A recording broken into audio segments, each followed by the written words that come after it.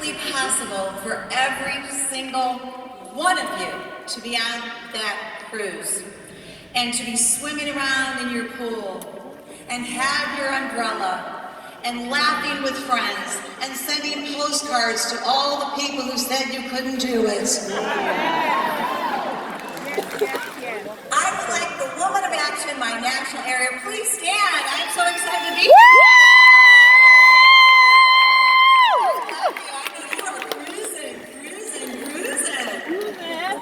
It is really a thrill to be here today, and I want to thank my national buddies. It's always fun to be with you. We're having so much fun. So what's it going to take to shut it down? What's it going to take? 90 days. What's it going to take? Successful people all have something in common, and you're not that far off. You aren't. There might be just a few things you might have to tweak, or something you might have to think about differently. Here's a few tips from what successful people do, their characteristics. One, they make uncomfortable decisions so they can become comfortable. Yes. Sometimes you have to make a scary decision like, I'm going to earn a cruise. Some of you might be brand new out there and you're thinking, well, I don't have a chance. Yes, you do. Absolutely. You have to become uncomfortable. Make that uncomfortable decision and scary in order to be comfortable and to lead a fabulous, comfortable life. The second characteristic successful people have is they take action. They do the work. You can pay the price now, and you can float around the pool in October, or you can play around now and wave from the dock. No. The successful people sustain their motivation until it becomes a habit. Habits and disciplines will get you there. And the third thing successful people have, most importantly, is what is intrinsically in their soul, in their heart. What makes them do something? And sometimes it's another person or a passion or a bigger reason than themselves. Yes, we have fun thinking about swimming around in the pool and going on cruises and traveling, but sometimes it's a deeper meaning. What is in your heart? What makes you cry? What makes your gut hurt and you sweat when you think about, like, for me, what I was intrinsically crazy about, and I still am. See, even as a national sales director, our journey continues. Yes, we still go and strive. So what intrinsically has always been in my soul and my heart, what makes me do this, and Mary Kay's been my vehicle, was my son, or is my son, Cole, and of course my mother, who passed away at 13. I was 13 when she passed away. And she was way too young, gone too soon. And so, you know, I knew that there was a better something out there that I could enjoy and do bigger things, and Mary Kay was my vehicle. And so I wanted to travel the world, and I take her pink sweater with me everywhere. Can you believe that? She knitted a pink sweater back in the 50s. My fate was sealed, divine intervention forever. So I found that pink sweater in her wonderful hope chest, and I wear it on every trip. But she was one of my motivations because I wanted to do everything that she never got to do. Shame on me to not live life to its fullest and go to faraway lands. And of course, my little son, Cole. So we had moved from Chicago to San Diego. I'm from Chicago, 5th generation, and we relocated with a 7-month-old son, one car, and no jobs lined up. Can you believe it? We were gonna live on love. And I was living in San Diego for just a couple short months, and I wore no makeup, and I was trying to figure out what I was going to do. I did not want to put my son in daycare, but I really wanted to have a career. I wanted to do something. My husband met somebody in our apartment complex, and she was going to have a Mary Kay skincare class, and asked if she says, can I call your wife? And he goes, sure, call her. And he forgets to tell me. And so when she called me up and invited me to a party, I reluctantly went because I was like, I don't need makeup, I need a career, I need something. So I didn't know that making that one decision, making that one yes decision was going to change my life forever. Saying yes to showing up. And so I went to the party and I loved the product, but something magical happened. The consultant talked about the career opportunity. It was the product, but then she started romancing the career and earning a company car, traveling the world, being home with her children, making money, changing lives. And I thought, now that I'm really interested in. But then that little negative imp on my shoulder was saying, you don't have a car, you don't know anybody, you just moved here, what are you doing? Forget about it. So I left and never thought anything about it. The next day, her executive director called me. Fortune is in the follow-up. Her director called me and says, well, I understand you were at a party last night and I'd like to come over and talk to you about the business side of Mary Kay, the opportunity. And I said, I don't have a car. I don't know anyone. I have a 7-month-old child. I've never been in sales. And she goes, great. I'll come over this afternoon.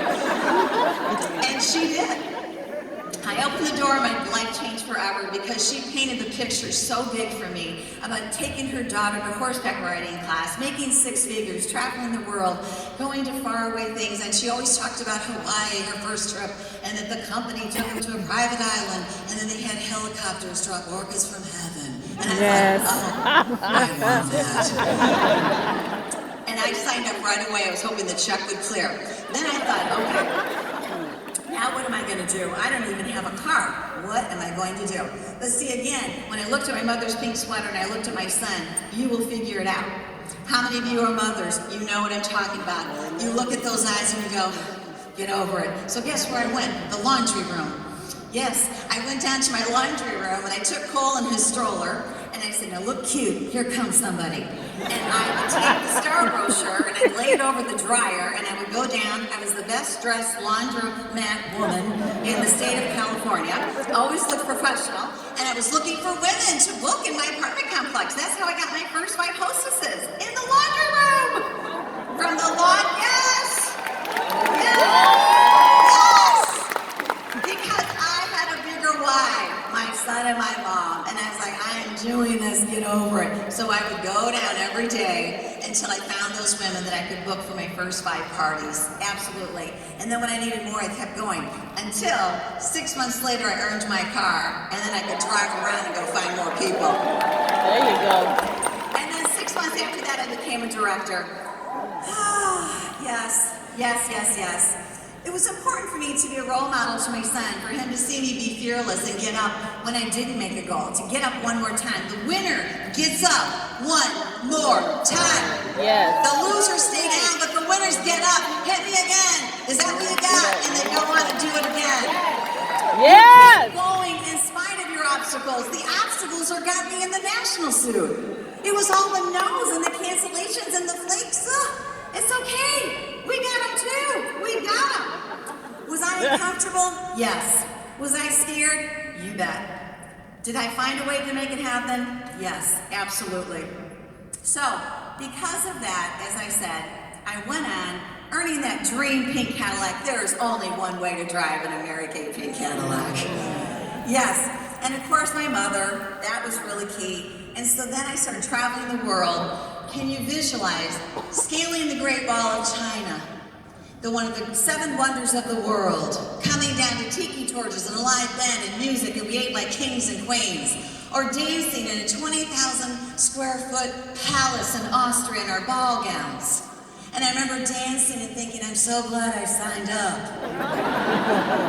Listening to the Vienna Boys Choir. Or what about having lunch at the highest revolving restaurant in the world in the Swiss Alps and shopping all day, dining at night with your friends, taking a gondola ride at night in Venice, Italy, wearing my mother's pink sweater, and I can't stop crying. Can't stop. She never got out of the United States. We went to the Dells, we went to Florida, but I was going to take her around the world, and I do. Very important to me. Yes, huge. Here's my tips. Here's my tips. Oh, by the way, you can have all that and more. Does that sound exciting to you? Because it starts with the Bahama cruise. That's where it starts. So here's my tips.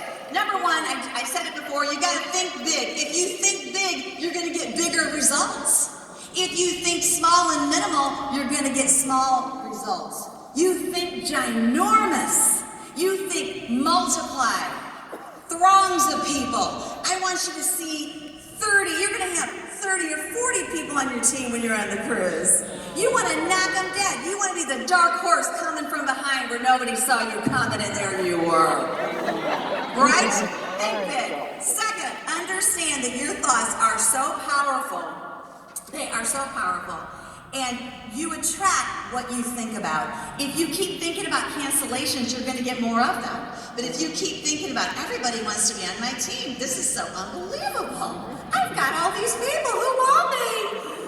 You want to think big and you want to attract what you want, right? Absolutely. Tell your brain what to do. You direct your brain. You tell it what to do.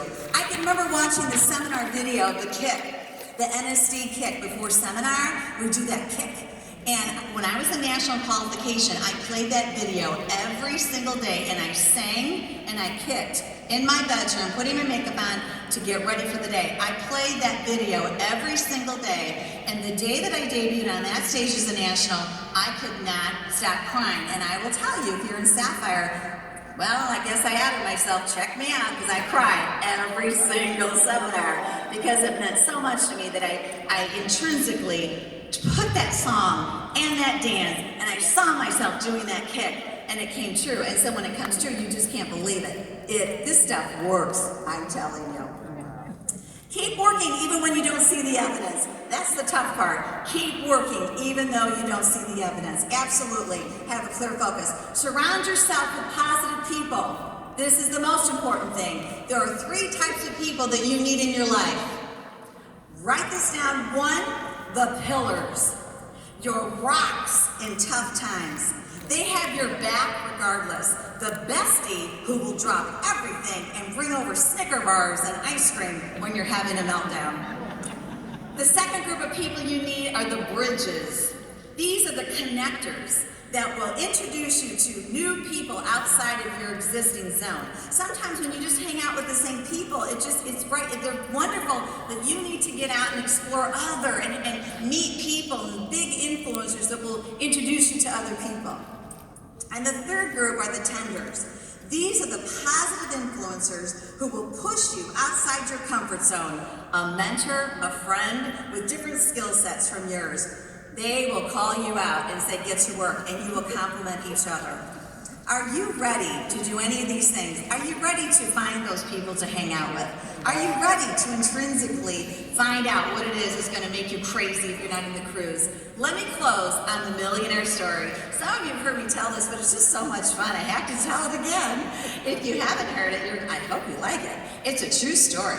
And this is about a man, and he was a millionaire. And he lived out in Palm Springs, and it was fun because I did one of the career conference, I think with Sean a few years ago. And I was like, oh, I bet that man is out there. And he had a beautiful mansion. And he was the owner of a company, and he invited all of his employees over and their spouses. And he said, come on over, we're gonna have a party. And he said, dress up. So they had sequin gowns on and tuxedos, and he had servers walking around serving them refreshments, and they were in the backyard, and in the backyard he had an Olympic-sized swimming pool.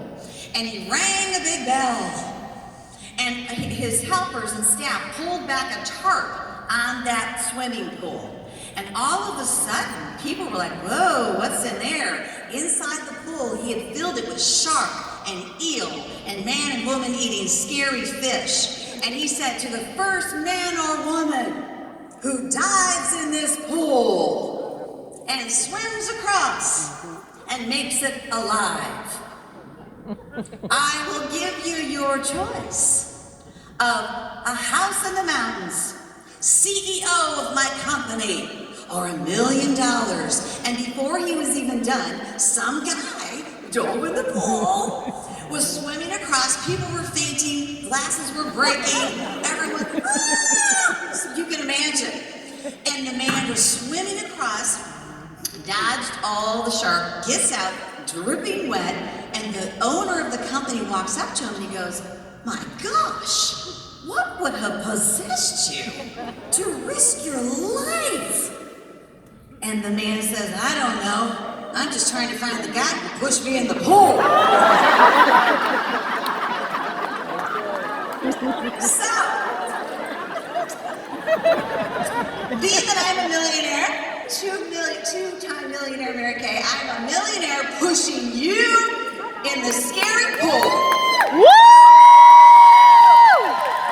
To do whatever it takes to swim across, whatever it's going to take, so that you're going to be floating around in the pool in October.